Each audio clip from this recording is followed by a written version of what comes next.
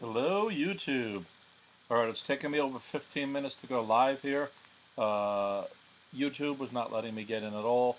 Hello, Saturday evening. We're doing math, yeah. So I'm Greg from GregsTutoringNYC at gmail.com. You can find my email in the description. If you're following me, please subscribe so you can get notices when I start a new video. So let me just jump into this because I'm delayed. I started this about 20 minutes later. YouTube would not let me log in.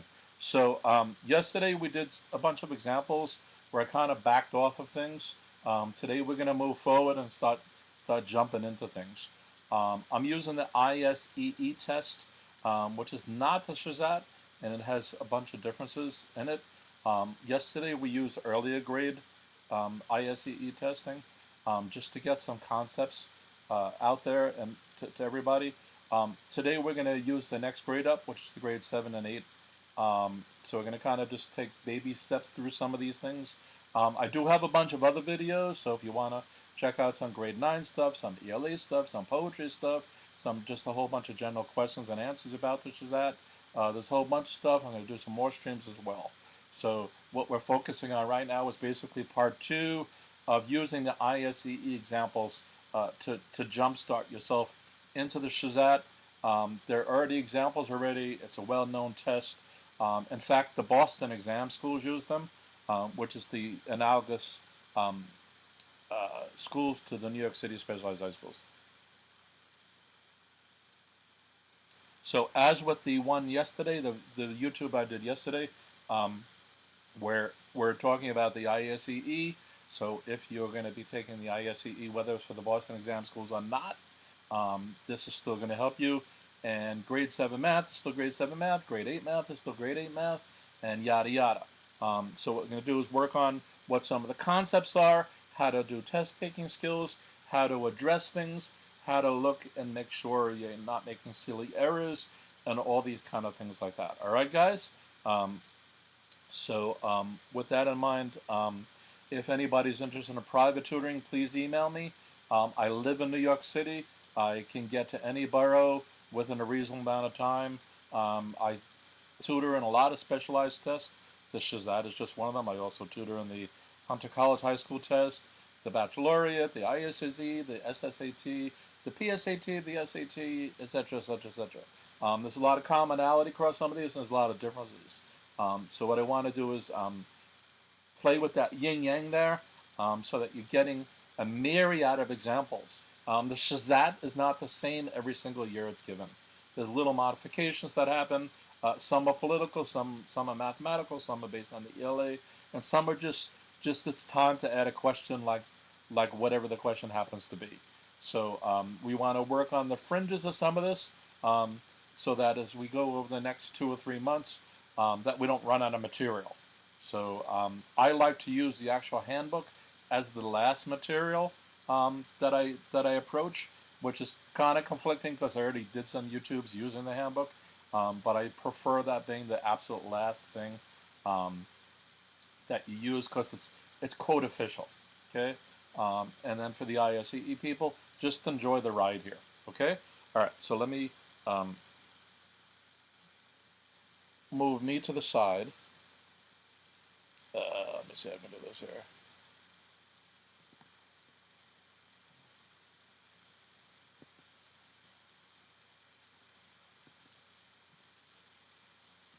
In fact, let me move me to the top. And let's just jump into some of this here. Okay, so at this point, let me just double check that YouTube is healthy because it wouldn't let me log on at all. Okay, you should be having a an example showing already, and that's really where we are, and that's what we're gonna just jump into this. So this is a sample ISEE. I'm gonna put the link into it. Actually, I believe it has a link to the one I used yesterday still, so I'll modify that when this YouTube is over with to have the correct link into it. In fact, I didn't have a direct link in case the ISEE people, which is ERB testing, in case they change the location. What you can look for is what to look for in the ISAC or something. whatever the details said yesterday, it's going to be the same details, except you're going to, instead of clicking on the lower one, you're going to click on the middle one. And that'll make sense when you get to their page. All right. Okay. So looks like YouTube is flying along here. So let's just jump right into this. So yesterday we kind of just backed off. So we're going to start stepping into some of these. And these are more SHSAT-like questions. The ones yesterday weren't quite it, although one or two were good enough to be that. Remember, the SHSAT is not just testing your knowledge, whereas something like the New York State test would do that, or in the case of people taking the Boston exam school, or anything with the ISE. There's some questions that are testing what you learned, and there's some questions that are testing how do you use this, and what creativity can you get out of it, and can you come up with mathematical fluidity to be able to approach that. Let me do one thing, because I'm gonna plug in a microphone here. Give me 1 second, because the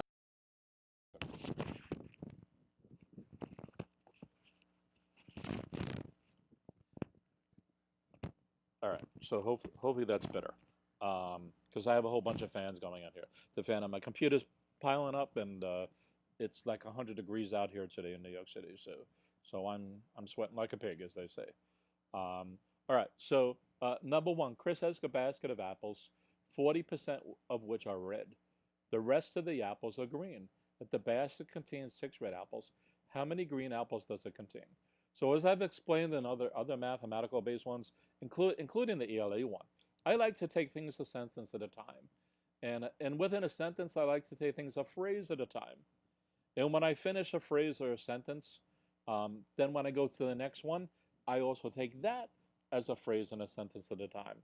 And then as I continue on with each sentence, as I build up a phrase or a sentence, I try to make super understandings. So in this case, the first sentence, he has a basket of apples, 40% which are red. I'll try to understand that. And then I'll go to the next sentence, the rest of the apples are green, and I'll try to understand that. And then I'll try to understand the two of them together, okay? Because you need to understand everything separately and together.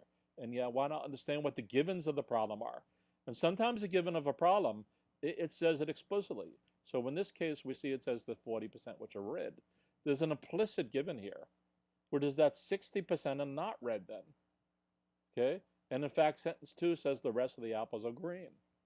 So therefore, 60% of the rest of the apples are green. So that's an implicit given. The 40% red is an explicit given. So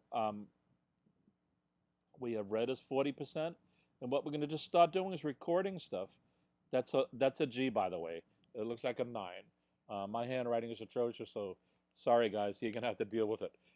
It's better than my handwriting when using a digitized pad or whatever. So this turns out better. Well, actually, just let me make sure this is showing up on YouTube, because sometimes this thing falls off. Okay, it seems to be there. So I think we're on a roll. All right. So if the basket contains 6 red apples, how many green apples does it contain? So that's another given. So it's not only 40%, but there's 6 of them. Okay. So the question is, how many green apples does it contain? So you have to think this through and try to figure out what are they asking me to do, and what do I need to do mathematically to solve this. Okay? So if you want, you can pause the video and try to figure out this yourself for now. Let me see if I got any people to join me. I have a new channel here, so not many people know about it yet. Even though I've been tutoring for decades, I didn't really use social media too extensively up until really the end of last year. All right, so nobody's there. So you can pause the video and then see what I do. So what you need to use here is ratios. This is a ratio problem. There's a couple ways to set up the ratio. I would do it as in 40% is the 60%. So 40% represents the red. So it told us there was 6. 6 is the x. And since the percent means over 100, so I have 40 over 100, I could also write this as a decimal. So there's a couple of choices here. 0.4 over 0.6 equals 6 over x. And since that's just redundant anyway, I can just do 40 over 60 or 4 over 6 equals 6 over 7. Sorry, wait, where did I get the 7 from? It should have been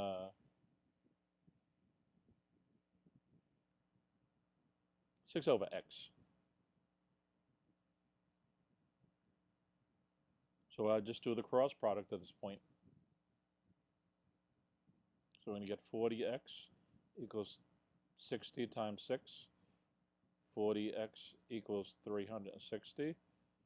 Divide both sides by 40. And then x equals 9. Okay, and that's our answer. Okay, what I like to do is, when I get an answer, try to feed it back in. Okay, so if we have 40% red and the rest of the apples are green, so if we have 6 red over that, does that give us that percent distribution? Okay, so we get 40 over 60. Okay, is the same as 2/3 when we reduce it. So if we multiply this by 3 and that by 3, so we see that 6/9 is the 40-60 ratio. Okay. So a SHSAT question is normally going to be harder than this, but they do throw in easy peasy questions sometimes in the SHSAT. So you have to watch out for that. Sometimes the question looks really easy because you don't understand it. And sometimes the question is really easy just because it is really easy. So this is really kind of a grade 6 question. It's not even really a grade 7 or 8. But it's just there to make sure that you're there with knowing what your mastery of your ratios and just using your number sense is okay. All right. So let's go to the second question. Again, I'm not sure this is going to fit on the screen properly. So let's just deal with this. So read the directions for starters. The SHSAT does not do things this way. So on the ISEE, some of the sections have categories like this, where what you have to do is compare the 2 columns. You have to establish some numerical sense, including sometimes an exact number answer in the first column, and then do the same thing for the second column, and compare the 2 columns some way. So let's say the square root of 0.81 turned out to be 0, and the square root of 8.1 turned out to be 0 as well, then the answer would be C. If 0.1 was 1 and 8.1 was 5, then the answer would be that B was greater. All right, so, and then G just means given what they gave us, we can't figure this out at all. All right, so this is slightly tricky. Again, the SHSAT isn't done in this style, but it's something there for to be used, because on the SHSAT it could just give those 2 expressions, and it might say something like this, minus 8.1 or something, and then it gives 4 choices that are not greater than, equal, or whatever. Although it could say that, or it could just give us this, and we have to say A is greater than, B is less than, C is equal, and D means we can't figure it out. So the equivalent can be done on the SHSAT. So this really gets into number sense again, and doing things like square root, because here's the deal. First of all, a lot of people don't know what square root means. This is the square root symbol, the square root operator. It means radical 2. There's an implicit 2 there. So if I have the square root of 4, that's equal to 2. Okay. So if I have the square root of 0.81, what is that equal to? So a lot of people would probably say 0.9, but it's actually 0.9. So that's kind of a tricky one there. And again, on the SHSAT, they may make that as part of the answers. Just to understand that. And if you're not sure, we can prove it by doing 0.9 times 0.9. We get 81, right? And there's 2 decimal places, 1, 2. So we get that. So then you look at column B, and column B looks like, well, it's 8.1, and we just got 9. So it looks like that's 0.9. But wait, we just got 0.9. So a lot of kids might just freeze up right here on this problem and just not know where to go on it. And they may actually end up answering C. But the truth of the matter is, if we use our number sense, 8, it's the square root of 8.1. So if we round this off to the square root of 8, the answer can't be anywhere near that. It has to be between 2 and 3. I say the answer has to be between 2 and 3 because the square root of 4 is 2, and the square root of 9 is 3. So 8.1 is between 4 and 9. So that means the square root of 8.1 is about 2 point something. So we already know that column B has to be greater. Okay, that's number one. Let's just beat to death this number sense thing, though, because we need to have a mastery of the numbers and so on. A second thing we could do is the square root of 0.81 is close enough to 1 to say the square root of 1 is 1. And 8.1 kind of can be 9, so we can estimate that to be 3. So we have 1 and 3 again here. Okay? And then to really beat this to death, the square root of a number that's larger than another number is larger. So in other words, the square root of 9 is going to be greater than the square root of the number less than 9. So the square root of 9 is 3, and the square root of 4 is 2. So that means column B had to be a larger answer, at least with positive numbers here. There's other alternatives here, or something like 0 or whatever. We're not talking about the pathology like that. Okay? So there's no way to slice this where the answer can't be B, because that number is just larger in all cases. Okay, so this gets into number sense about how square roots work and about understanding how decimals work, because you needed to get that 0.9 in the first place. Because there's probably a kid who would make the square root of A there to be 0.09 and the square root of B to be 0.9. They would still get B being greater, but they would be doing it wrong.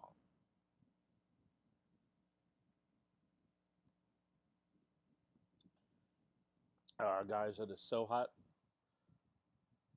All right, so that's those two.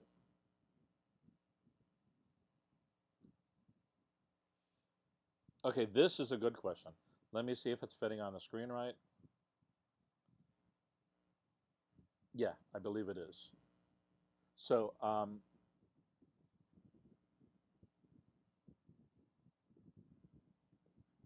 and this would probably be a SHSAT question as well.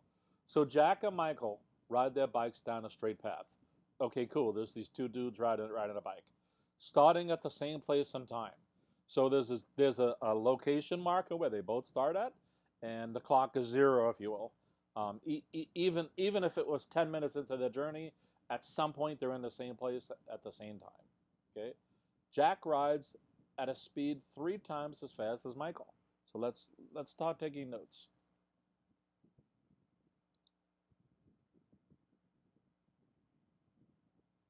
Jack is 3 times Michael. After 30 minutes, they're 1,000 feet apart. Which equation, when solved for m, would give Mike's speed in feet per second? Well, if Michael is m in the first place, and J is 3m, it would almost imply that A is the answer, because if Jack is going 3 times as fast and J is 3m, so we have 3m minus Michael's speed equals 1,000, and everybody would just be happy with that. There's a problem though. Okay, these are speeds. and this is the distance, because we know this is in feet. All right, so we have a little snafu here. We got a little problem that we need to address. Okay, so again, you know, at any point, guys, if you want to stop the video and try to figure these things out yourself, do that. Let me just make sure we're live still, and maybe if we got anybody who jumped on here. No, I don't see that the case. So let me flip back to here. What we need to do is realize that using our formula, and some of you may know this, distance equals rate times time. So in other words, if I was going 50 miles per hour, and we would write that as 50 miles per hour, right, times, say, 2 hours, then the hours are going to cancel out, and we're going to get 100 miles, right? So the rate was 50 miles per hour at the time, and that gives us the distance. The distance ended up being the 50 miles. So we need to do that here. So 3m and m is the rate. So we need to multiply it by the timeline. Whereas we need to get using the same formula here. So that's times 30 minus m times 30. Okay, equals 1,000. Okay, we're not going to multiply the 1,000 by 30 because that's a given. So let me write this over here because I ran out of space. So I wrote 3m times 30 minus m times 30 equals 1,000. So let's kind of normalize this because we don't normally write it this way. It'll be 3 times 30m minus 30m equals 1,000. And 3 times 30 is 90.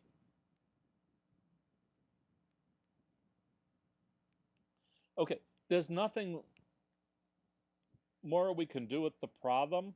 I mean, we could collapse these two and get 60m equals 1,000, but it's not asking us to solve for m.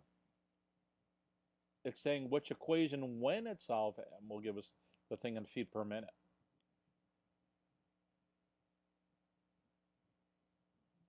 All right, so it looks like if we bring this 30m over here and this 1,000 over here, so what we're going to do is add 30m to both sides and get 90m equals 1,000 plus 30m, and then subtract 1,000 from both sides. So we're going to get 90m minus 1,000 equals 30m, which would be B. Okay? They're not suggesting that you actually write and solve this way.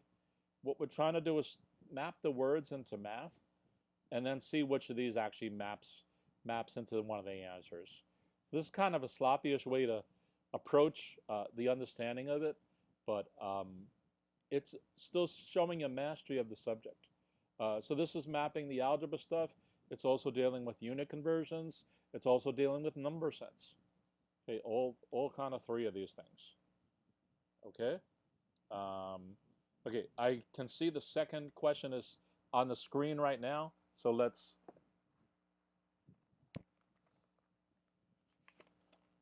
So it's the same thing where we're comparing the two columns. So what we need to do is solve for x and y. And again, if you want to stop the video, go ahead. So we have x over 4 plus 5 equals 25. So we can multiply each term by 4, but the best thing is to get rid of this first. So if we minus 5 on both sides, we get x over 4 equals 20, and then we multiply both sides by 4. So we get x equals 80. Did I do that right? If we feed it back in, we get 80 over 4 is 20, plus 5 is 25. Yes, so that's good. So x is 80. So then we have 6. We're going to do the same algebraic thing. Plus 11 equals 77. So again, for those who are not familiar with algebra, That's not my intent in this video to explain that. I might do a video talking about that, but your goal in resolving these things is to get the symbol by themselves. And just as a top level hint, you want to get rid of the terms that don't involve the symbol first by doing the opposite operation, and then get rid of the terms that do involve the symbol also by doing the opposite operation. So this involves a y, so let's get rid of the non-y term first.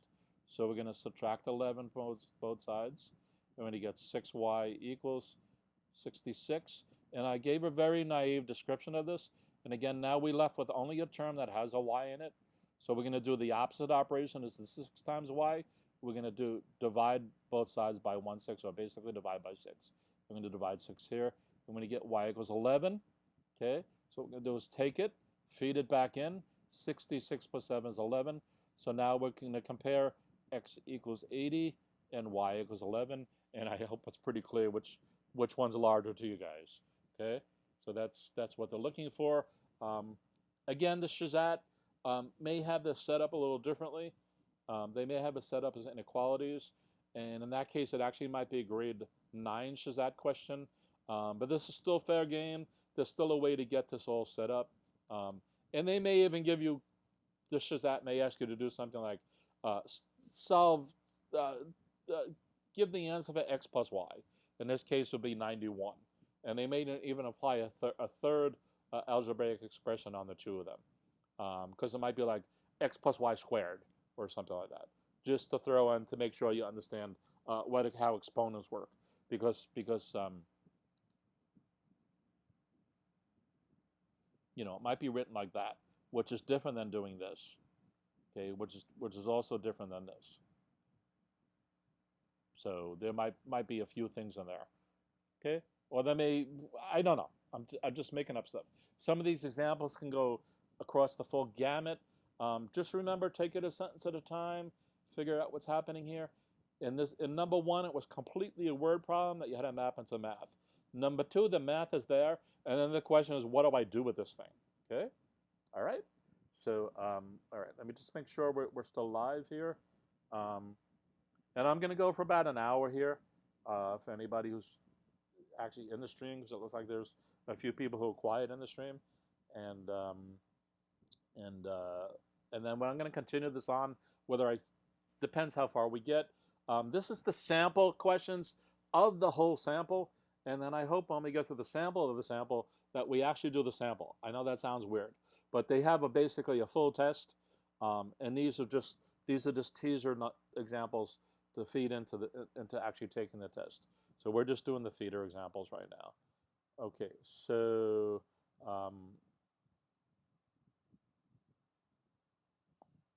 okay, this is a great question, including for the SHSAT.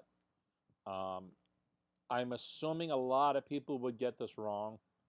Let me just make sure it's showing up here. It's not. So let me move this out of the way, just so everybody can see all the words. Okay, and the words are important here. The figure shown is called the net, a two-dimensional representation of a three-dimensional object. When cut out and folded along the dotted lines, a net can be used to create a three-dimensional figure. All right, so let me try to get that showing on my thing here. I don't have graph paper, but let me do the best I can.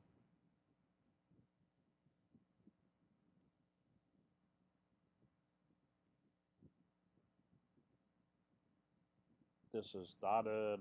You're going to do squiggly so you can see it better. Kind of squiggly lines there. And this here. What I'm going to do is I'm going to label these, which is handy to do sometimes. It doesn't necessarily matter the order. B, C, D, E, and F. But we can talk about it as we go through the example. Okay. Also, the second thing to notice is that it gives us a key. It tells us each little thing there is 1 centimeter. Okay? When it doesn't give that, we can assume it's 1 square unit. So it's telling us that's a centimeter. If it said 2 centimeters, we may have to do scaling. If it told us 1/2 centimeter, we may still have to do scaling. Okay? So it says when cut out and folded along the dotted line, the net can be used to create a three-dimensional figure. What is the volume of the three-dimensional figure represented by a two-dimensional set? So I know there's going to be a bunch of kids who are going to go there, and you're going to start counting the dots here. Actually, there's going to be somebody who's going to go through the whole thing, count all the dots in A, all the dots in B, all the dots in C, all the dots in E, all the dots in E, and all the dots in F, and add them up. And whatever that number is, they're going to make that the answer. And if it's a multiple choice question, most likely the answer won't be here. Let me see here. 1, 2, 3, 4. 1, 2, 3, 4, 5, 6, 7, 8, 9, 10, 11, 12, 13, 14. Okay, this looks like it's 14. 14 times 4 is 28. 28, 56. 56 plus 1, 2, 3, 4 plus 12. 56 plus 24 is 80. So actually they do make that one of the answers. That's the answer G. And a lot of kids are just going to end the answer there. And the problem is what? Do you know what the problem is? That's the area of this whatever they're showing here. But they're not asking for the area. They've explicitly told you it's a three-dimensional object. And they told you that when you fold it on the dotted lines, you're going to make a three-dimensional figure, kind of a cube. And furthermore, it doesn't say what is the area of the object. It says what is the volume. The volume. Okay? So what we need to do is get, I'm going to call this 1, because that's the length here. Okay? This here, 2, and this here, 3. Okay, it doesn't have to be this exact numbers, because some other numbers here, like this should also be 2. And this should also be, wait, this will be 3, sorry. And this will be 2, I believe. Because when it folds up,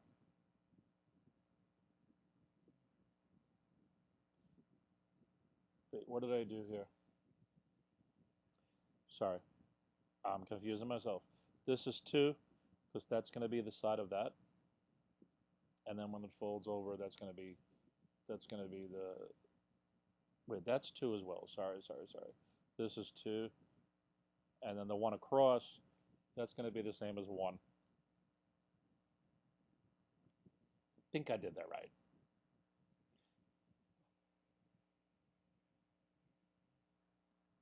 Yeah, that's 1, that's 2, and now we need the number here. So this here is going to be 3. So we need those 3 dimensions. So we have 3, 4, so 3 times 4 is 12, times, is it 4 again? 3 times 4, 3 times 4, 3 times 3 times 4. So get 24. Did I do that right? No, I did something wrong here. Yeah. 3 times 4.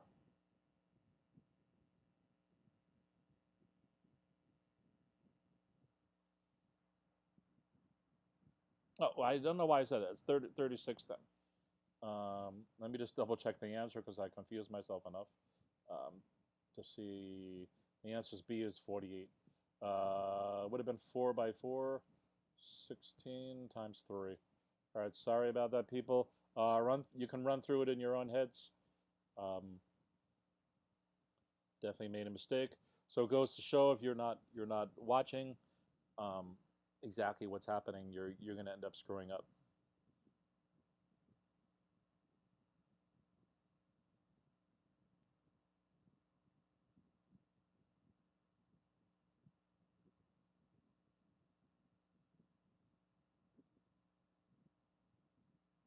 Yeah, because you want this here, and one of these heights here. So this is 4, that's 4, and one of these is 3. Okay. I think I went overboard on trying to get the thing all set up. Okay, so that's that.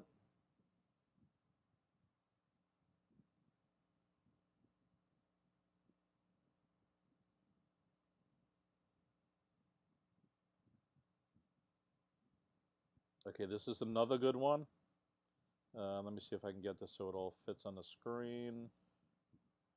By the way, you notice some of these are not involving a lot of super duper computations. They're just trying to see if you can logically think the thing out. It's more not as numerical, but it's more being creative and having a mathematical sense. I mentioned number sense a lot of the times. So that's what we're talking about. Let me show you YouTube is going here. Yep, YouTube seems to be okay.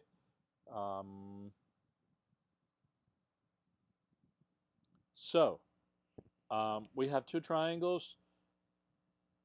One has a leg of 12 centimeters and another leg of 3. It's a right triangle. That's what that little square means in the corner there. A lot of kids miss that or still don't know that's what that means.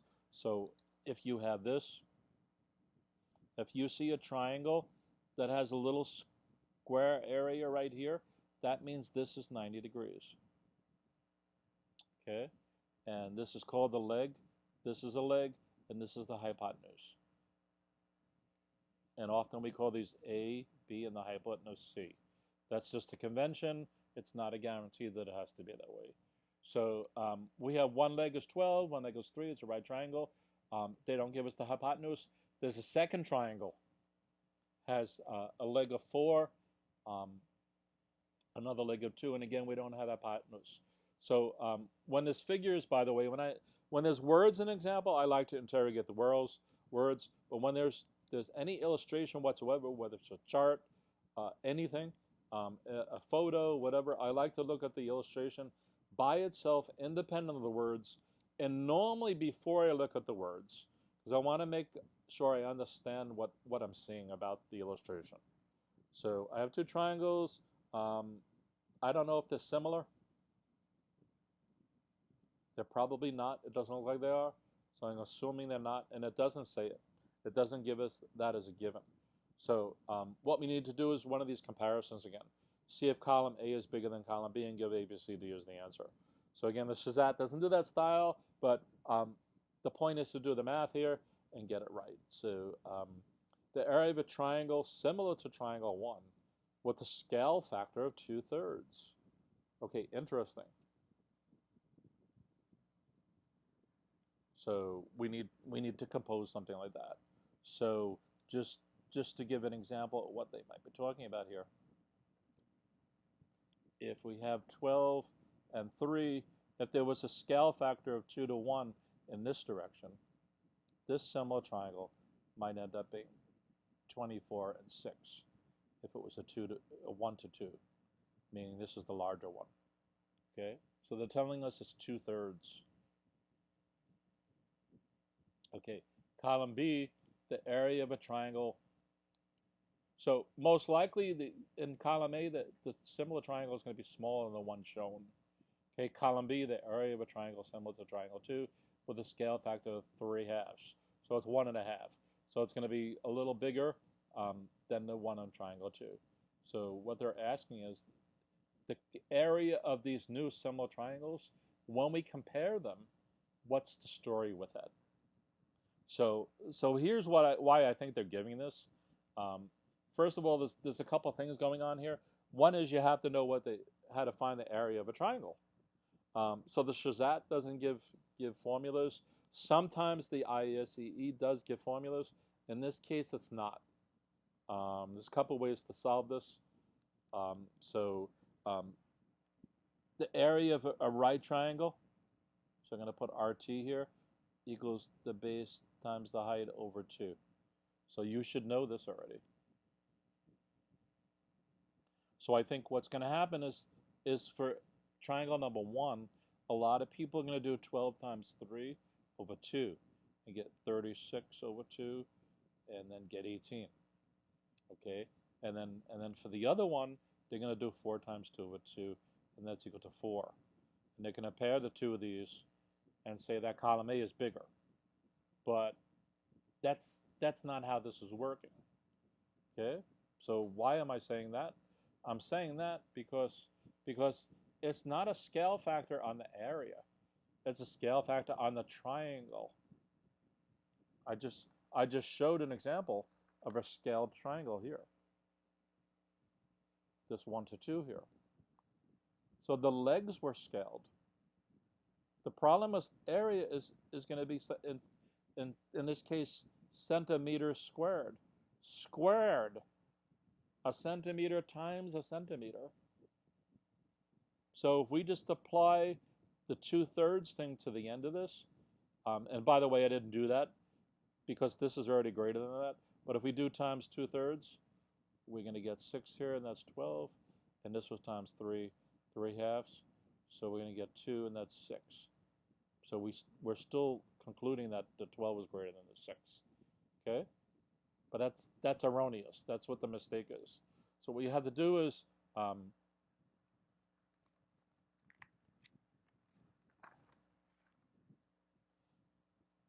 we have to figure out if it's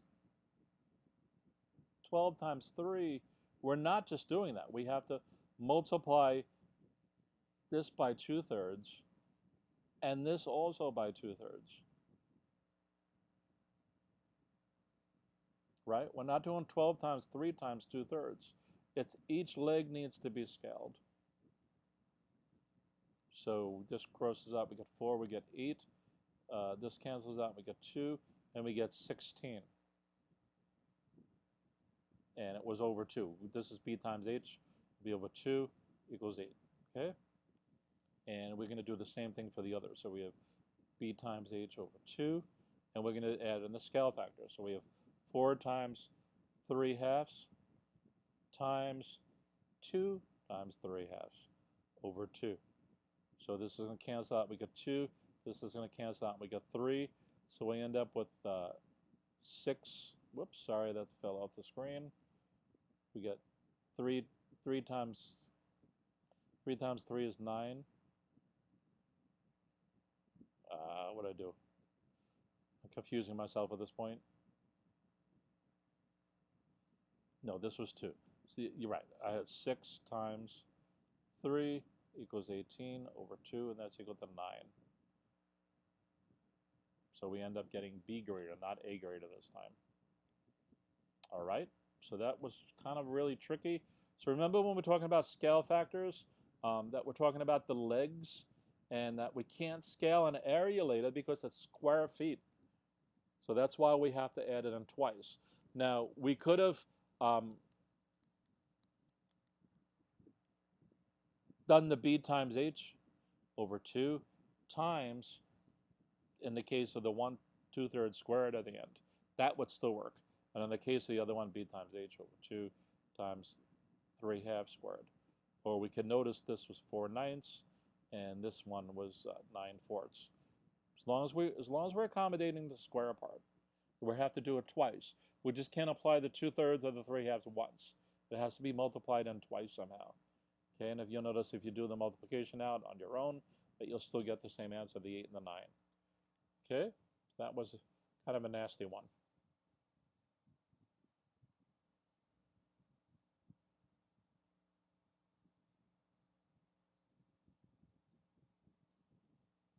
Oh.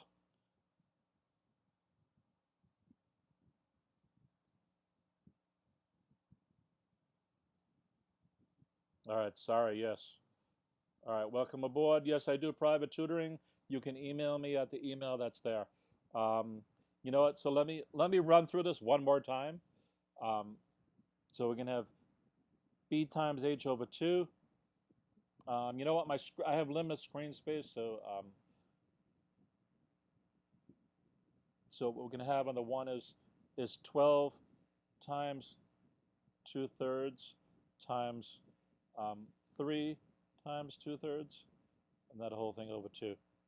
And for the other one, we're going to have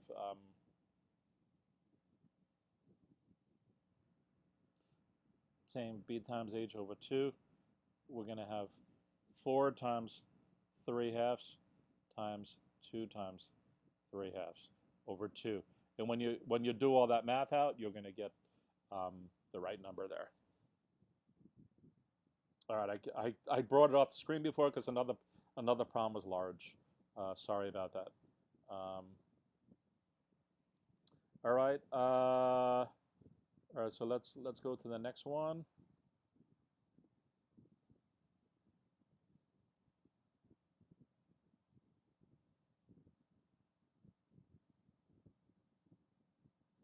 All right, so this is kind of a nasty problem, and this is one, actually, I'm not sure it's going to fit on the screen. Let me see here.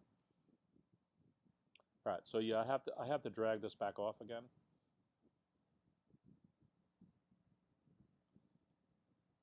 And let's see, how can we do this? I need to shrink this down because the problem is actually too large. Okay, let's see if that fits on the screen. Yeah, it does. All right, so hopefully it's not too small on your guys' screens.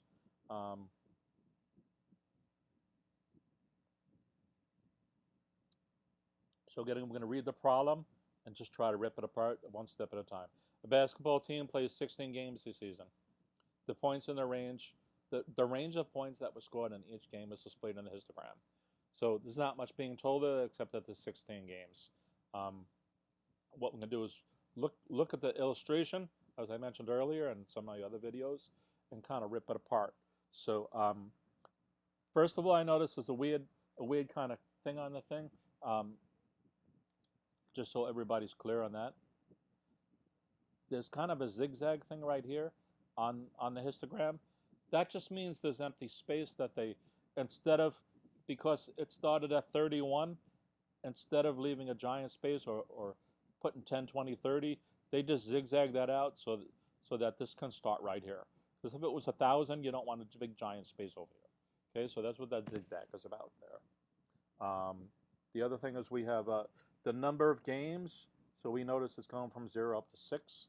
And there seems to be a bunch of scores that are in ranges. So they're not just raw scores. They're actually set up in a whole bunch of different ranges.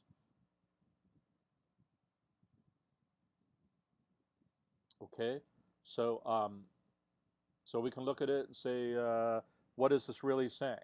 Well, if you got between 51 and 60, so there were 2 games where that was the case. There was one game where they got between 41 and 50 and 91 and 100, and so on and so on. You could say, in how many games did they only get the range up to 1 and so on? So there's different questions you can ask yourself about this based on what the scores were. All right, so this just seems like a standard histogram based on the basketball team statistics. Nothing monstrosity there. So now we come to the question. Which measure of central tendency could never be equal to one of the 16 individual scores that were used to create the histogram?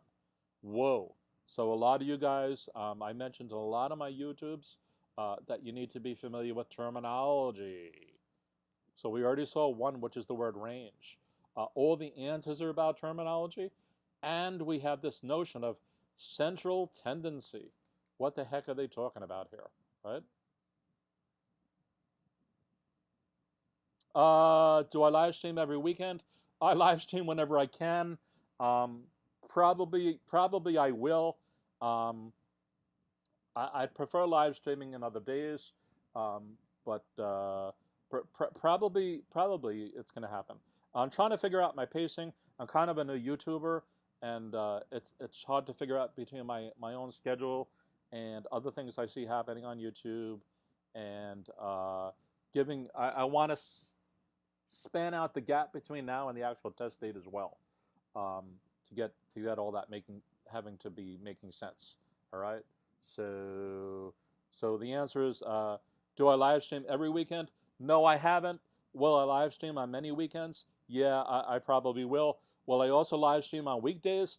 I already have. So so then I'm just gonna plan it out. I know Tyler does some stuff. I will not bump heads with his streams. I think he has a good thing going there, and I'm not trying to compete with him in any manner, shape, or form, or disrupt the synergy that he has going on there. So I'm just going to figure out where I can fit in here. I've done a number of things my whole life where I can set myself apart from other people, not necessarily saying I'm better or worse, just make it different enough so that people can get something from person X, and I can offer them something else that the other person isn't giving. All right, so there you go. So so let me get back to this problem. So we have this notion of central tendency, and really all it's talking about is those 4 choices as the words.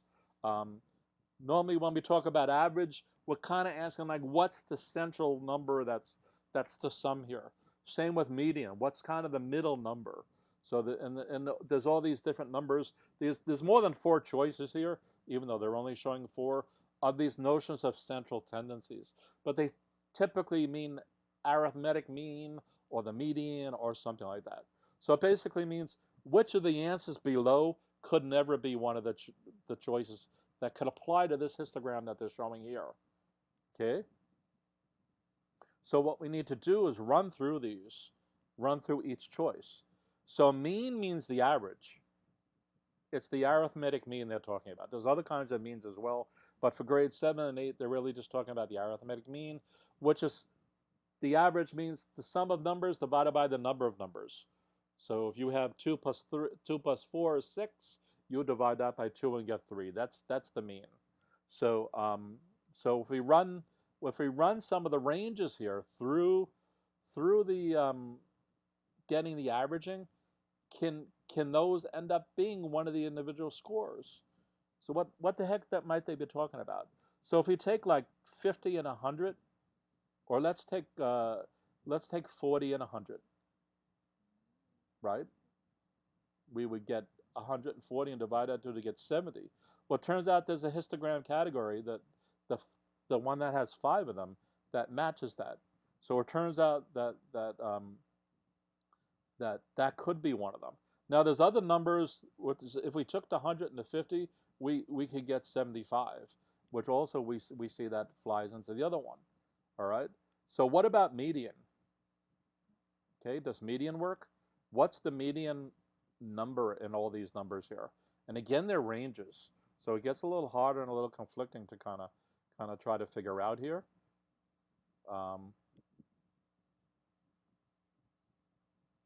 So what would be the median number here? So it's just using standard stuff. So let me try to draw this real quickly here.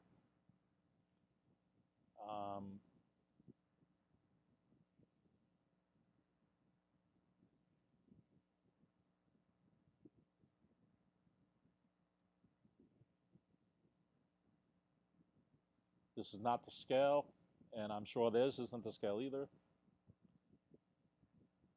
And that should be the same height as that. So this is going to be 1. This one was 2. This one was 3. This one is 4, and this one is 5. So the question is, how do we figure this out? This means there's one of them that were in this range here. There's 2 of them that were in this range here. There's 5 here. So if we add up all the ranges, we have this is 1, this is 2, this is 5, this is 3, and this is 1. So we just add them up. We get 8, 10, I believe it's 12. Let's do that backwards. 1 plus 3 is 4, plus 4 is 8, plus 5 is 13, 14, 15, it's 16, I believe then. So what did I do wrong here? 1 plus 2 is 3, plus 5 is 8, plus 4 is 12, 13, 14, 15, 16, right. So since the 16, it means the midpoint is going to be in 8 of them into it. So there's 5, 6, 7, 8. The midpoint is going to be right there, between the 2 of these here.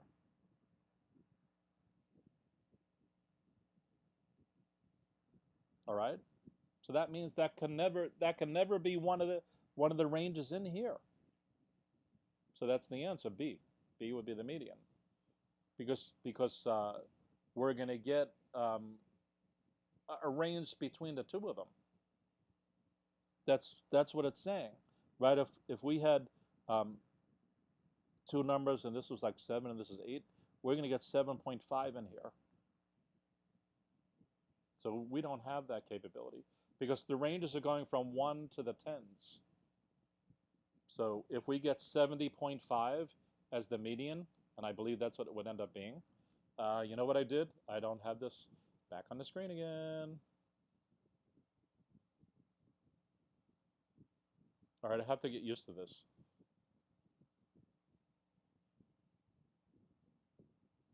All right, sorry it wasn't on the screen. So the point was that this here is between, there's 8 things here, and there's another 8 here. So this is the central point, and it ends up being 70.5. And 70.5 is not any number in any range that they give. So it can never be it. Okay, you said the mode. Okay, the reason the mode doesn't work, let me bring this back up on my screen.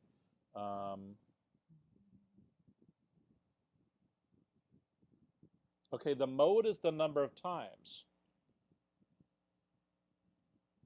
So the mode turns out to be 5, because that's the most times that any of the numbers happened.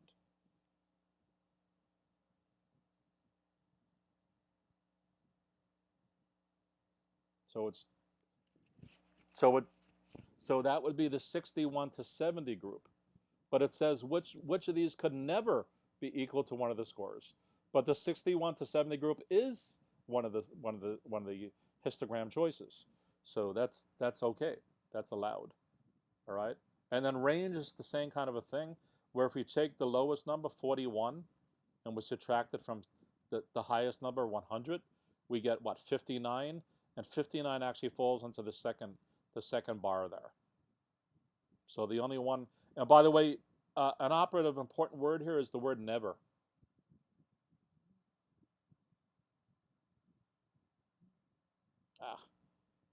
It doesn't say which one might or might not, or could or couldn't. It's saying can never, ever in any of these choices, because on some of these, I think with the mean, we could find an example where it fell into one of the categories. We could also find an example where it didn't. But with the median, it'll never fall into there, because you can get to 70.5. And 70.5 is not one of the categories here. All right? All right.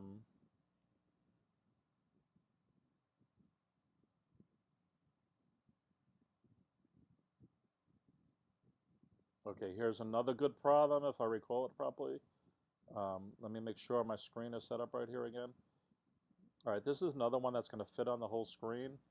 Let me see if I can do this. Okay, well, the choice D is always the same,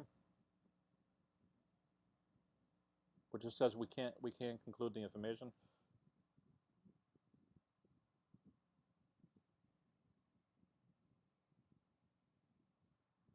All right, that looks like it's working. So let me bring it up on my screen. So it says spinner 1 and spinner 2 are spun. So again, I'm gonna look at the spinners. I have spinner 1, it has 4 choices, and the arrow seems to be between the 3 or the 4. I don't know why that matters. And I see spinner 2 has 3 choices, and the spinners between 1 and 2. They just look like 2 spinners. And my guess is this is going to be a probability thing, where they're going to ask, like, what's the probability that it's going to land on a 1 on spinner number 1 and a 1 on spinner number 2, okay, or something like that. I don't know what else to get out of this. So spinner 1. So let's go back to the words. Spinner 1 and spinner 2 are both spun. Cool. All right. So the arrow being between the 2 numbers doesn't matter. It's going to land somewhere. The results of the 2 spins are added. Okay, interesting. So it says the section on spinner 1 are equal. So there's 4 equal sections on spinner 1, and it says the sections on spinner 2 are equal. So there's also there's 3 equal sections on spinner 2. So column A says for any one time both spinners are spun, the probability that the sum will be 3.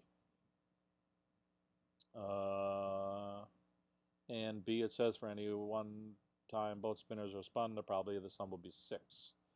All right, so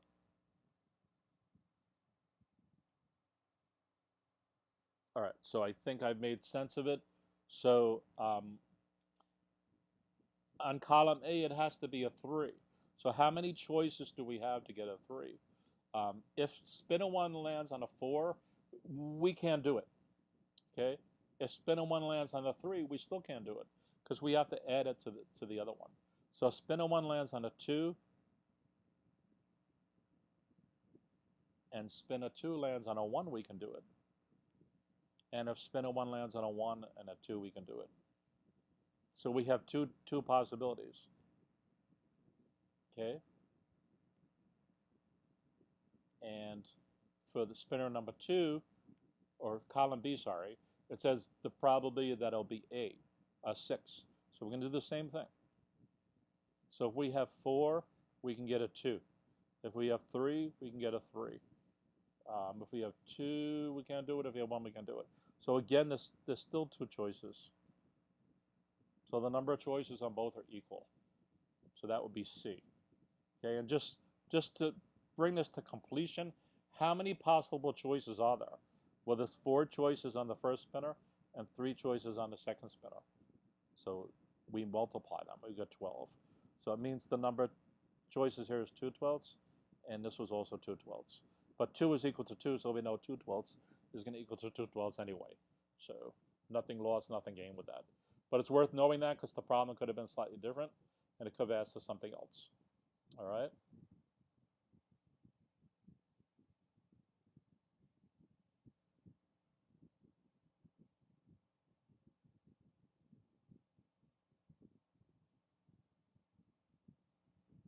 That might be the last example.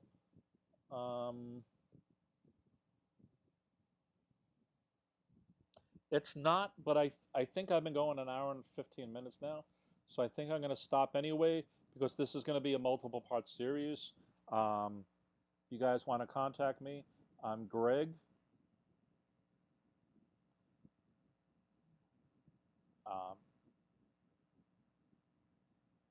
Greg's Tutoring.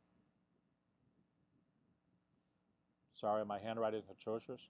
That's NJSLA